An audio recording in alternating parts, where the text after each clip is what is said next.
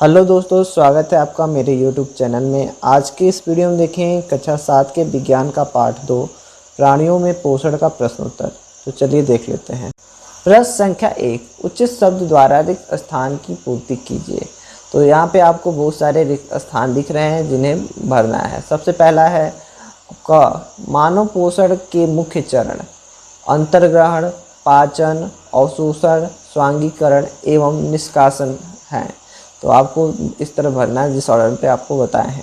और सबसे पहले अंतर्ग्रहण भरना है, फिर पाचन, फिर अवशोषण, स्वांगीकरण एवं निष्कासन। ठीक है।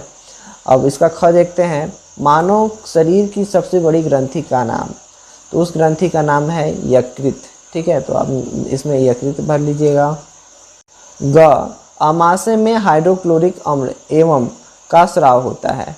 किसका स्राव होता है? पाचक का स्राव होता है जो भोजन पर क्रिया करते हैं। तो पाचक रस जो होता है उसके स्राव द्वारा भोजन का पाचन होता है, यानी जो हम खाते हैं उसका पचाया जाता है। पाचक रस उसे पचाने में मदद करते हैं। ठीक है, तो इसमें पाचक रस भरेंगे। ठीक है। अगला है क्षुद्रांत की आंतरिक भित्ति पर उंगली के समान अनेक प्रवर्ध होते हैं जो कहलाते हैं, क्या कहलाते हैं? दीर्घ रोम कहलाते हैं, जिसे रसांकुर भी कहते हैं। ठीक है, तो आप इसमें दीर्घ रोम या फिर रसांकुर भरिएगा। अब देखते हैं च, अमीबा अपने भोजन का पाचन में करता है। तो किस में करता है? रसधानी में करता है। ठीक है, इसमें रसधानी भरा जाएगा। प्रश्न संख्या 2, सत्य एवं असत्य कथनों को चिन्हित कीजिए। तो यहाँ आपको कई सारे कथन दिए हुए हैं जिनमें से सत्य कथन और असत्य कथन को पहचानना है। जिसमें पहला है मंड का पाचन आमाशय से प्रारंभ होता है। ये बात जो है असत्य है। ठीक है। अगला ख, जीभ लाला ग्रंथि को भोजन के साथ मिलाने में सहायता करती है। यह कथन सत्य है। ग, पित्ताशय में पित्त रस अस्थायी रूप से भंडारित होता है। यह भी कथन सत्य है। अगला है घ, रूमिनेंट निगली हुई घास को अपने मुख में वापस लाकर धीरे धीरे चबाते हैं रहते हैं। यह कथन भी सत्य है। अब अगला प्रश्न देखते हैं। प्रश्न संख्या 3, निम्न में से सही विकल्प पर सही का चिन्ह लगाएं। तो आपको यहाँ पे 4 विकल्प दिए हुए हैं जिनमें से सही पे हमें सही का चिन्ह लगाना है। ठीक है, तो हम यहाँ पे आपको कोष्टक में बंद करके दिखाएं हैं, लेकिन आपको सही पे सही का चिन्ह लगाना है। ठीक है, तो इसमें सबसे पहला है वसा पूर्ण रूपेण पाचन जिस अंग में होता है वह है, तो उसे कहते हैं क्षुद्रांत। ठीक है। अगला ख देखते हैं, जल का अवशोषण मुख्यतः जिस अंग द्वारा होता है वह है, तो उसका नाम है बृहदांत्र। ठीक है, तो ये दोनों ऑप्शन सही है, इसे आप मार्क कर लीजिए। अब देखते हैं नेक्स्ट क्वेश्चन। प्रश्न संख्या 4, प्रश्न संख्या 4 में आपको 2 कॉलम दिख रहे हैं, कॉलम ए और कॉलम बी। कॉलम ए में खाद्य घटक दिए हुए हैं जबकि कॉलम बी में पाचन के उत्पाद दिए हुए हैं। इन दोनों को आपस में मिलान करना है। तो खाद्य घटक में सबसे पहला है कार्बोहाइड्रेट। कार्बोहाइड्रेट को मिलाएंगे शर्करा से।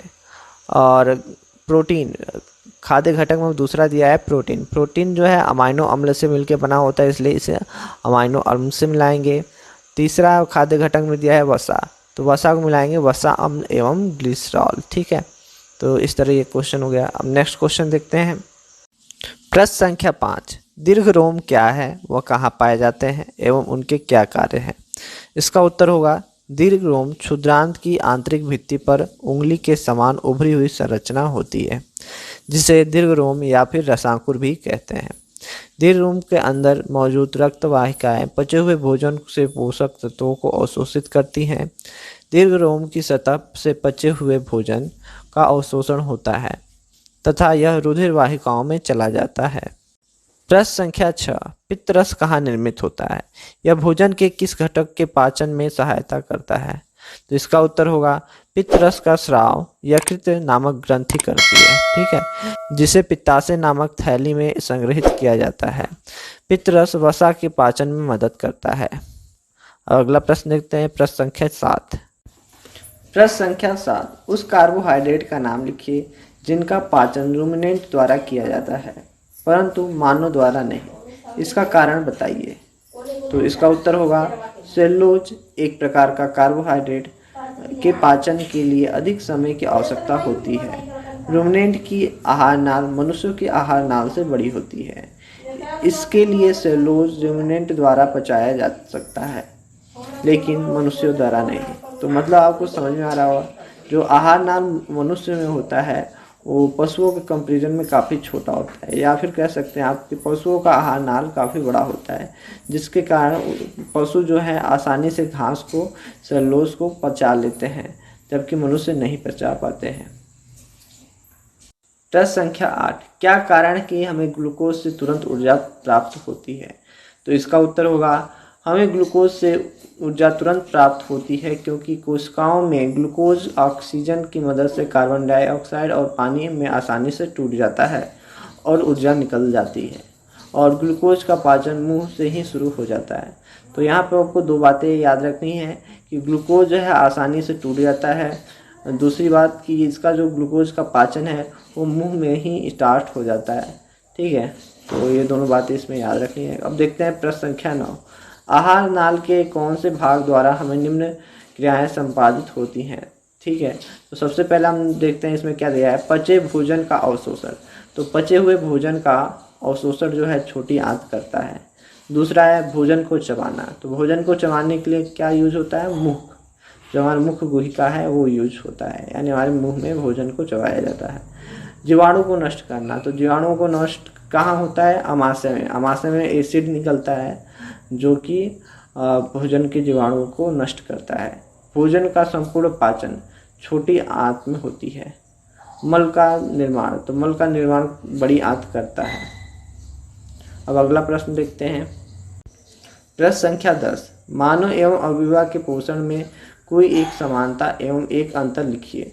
तो हमें मानव और अमीबा में एक अंतर बताना है और एक समानता बताना है। तो सबसे पहले हम समानता देखते हैं। भोजन के पाचन तथा उससे प्राप्त ऊर्जा की बुनियादी प्रक्रिया अमीबा के साथ साथ इंसानों में भी समान होती है। अमीबा में भोजन में पाचन रसस्राव होता है जो भोजन पर कार्य करते हैं और इसे सरल पदार्थों में तोड़ देते हैं। धीरे धीरे पचा हुआ भोजन अवशोषित होता है। इसी तरह मानव में विभिन्न पाचक रस भोजन से मिलकर काम करते हैं और इसे सरल पदार्थों में तोड़ देते हैं।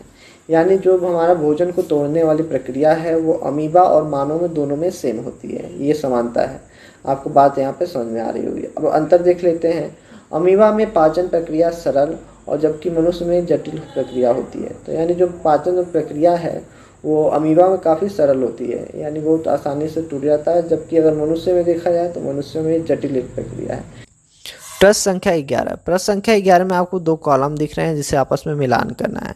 तो कॉलम ए में दिया हुआ है लाला ग्रंथि, जिसे कॉलम बी के तीसरे से मिलाएंगे लाला रस स्रावित करना। ठीक है। अमाशय, अमाशय में अम्ल का निर्मोजन होता है, यानी अम्ल निकलते हैं। यकृत, यकृत से पित्त रस का श्रावण होता है। ठीक है। मलाशय, मलाशय निकलता है मल त्याग, मलाशय का मतलब है मल त्याग। क्षुद्रांत, क्षुद्रांत में पाचन का पूरा होना। ठीक है, क्षुद्रांत में पाचन का पूरा होना होता है। अगला है बृहदांत, जल का अवशोषण, बृहदांत में जल का अवशोषण होता है। ठीक है, तो इस तरह ये प्रश्न समाप्त होता है। अगला प्रश्न देखते हैं, प्रश्न संख्या 12। प्रश्न संख्या 12 में आपको एक चित्र दिया है जिससे नामांकित करना है, यानी वहाँ पे विभिन्न अंग है जिसका नाम आपको लिखना है। तो इसका आंसर ये है, जिसे आप देखकर राइट कर लीजिए। अब अगला क्वेश्चन देखते हैं, प्रश्न संख्या 13, क्या हम केवल हरी सब्जियां, घास का भोजन कर जीवन निर्वाह कर सकते हैं? चर्चा कीजिए। इसका उत्तर होगा, कच्चे पत्तेदार सब्जियां और घास सेलुलोज से समृद्ध हैं। मनुष्य सहित कई जानवर सेलुलोज को पचा नहीं सकते क्योंकि उनके पास विशेष एंजाइम और कुछ विशेष प्रकार के बैक्टीरिया नहीं होते हैं जो सेलुलोज को पचा सकते हैं। इसलिए हम उन सब्जियों को उबाल कर पकाते हैं जो सेलुलोज को सरल कार्बोहाइड्रेट में तोड़ देती है।